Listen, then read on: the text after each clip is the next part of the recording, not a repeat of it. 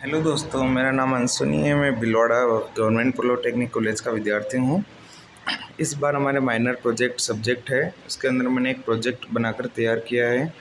उस प्रोजेक्ट में आपको कंस्ट्रक्शन के बारे में बात करता हूँ तो मैंने उसमें लिया है एक एडेप्टर 12 वोल्ट का, जिसके अंदर से मैंने 12 इसका ये सर्किट है वो निकाल लिया है। एक मैंने ऑनलाइन परचेज़ किया था ये सेंसर, जिसको मॉड्यूल भी बोल सकते हैं। उसके बाद ये तीनों जो दिख रही है वो रिले हैं, 12 वोल्ट की रिले, ये भी मैंने ऑनलाइन परचेज़ करी है। ठीक है, अब मैं इसकी आपको कंपोनेंट्स के बारे में बात करता हूँ।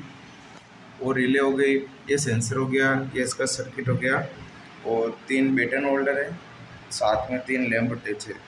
अब इसकी वर्किंग की मैं अगर आपको बात करूँ तो जैसे ही मैंने यहाँ से मैं स्विच चालू करूँगा, फेज़ और न्यूट्रल वायर के माध्यम से मेरा यहाँ तक पहुँचेगा।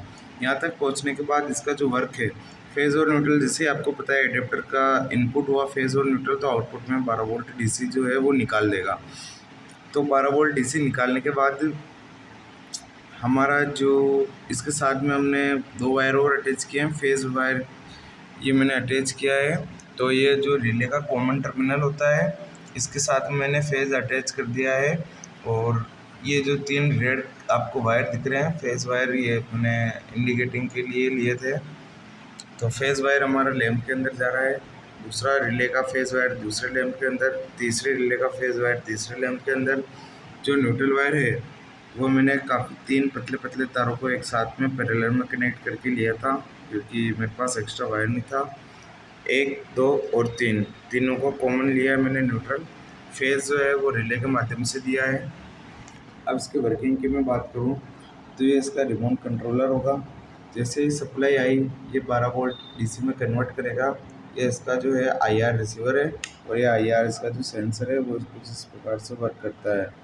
ठीक है, अब जैसे मैं इसके अंदर 3 मोड है, इसके अंदर आर मोड, जी मोड और बी मोड।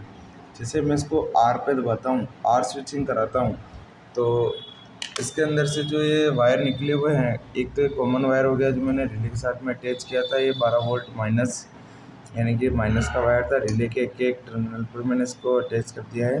जो दूसरा मैं इसको सिग्नल दूंगा आर जी बी, वो एक एक वायर एक एक रिले के साथ में अटैच कर दिया है। जैसे मैं इसको आर सिग्नल देता हूँ, ये वाला लैंप जलेगा, जी देता हूँ तो ये वाला जलेगा और बी देता हूँ तो वो वाला जलेगा। आइए अब हम इसको प्रैक्टिकली जो है वो ट्राई करते हैं। मैंने स्विच को ऑन किया, स्विच ऑन करते ही ये भी फ्लैश कंडीशन में है, तो इसको मैंने आर कंडीशन में रखा, जी और बी में लैंप चालू हो गया। अब मैं इसको आर दबाता हूँ, आर में चालू हो गया, जी दबाने पर जी वाला चालू हो गया। अब जैसे मैं इसको बी दबाता हूँ, वापस वो बी वाला चालू हो रहा है। अब इसकी जो है मैं आपको डायग्राम से अगर समझाना चाहूँ तो डायग्राम इसका कुछ इस प्रकार है।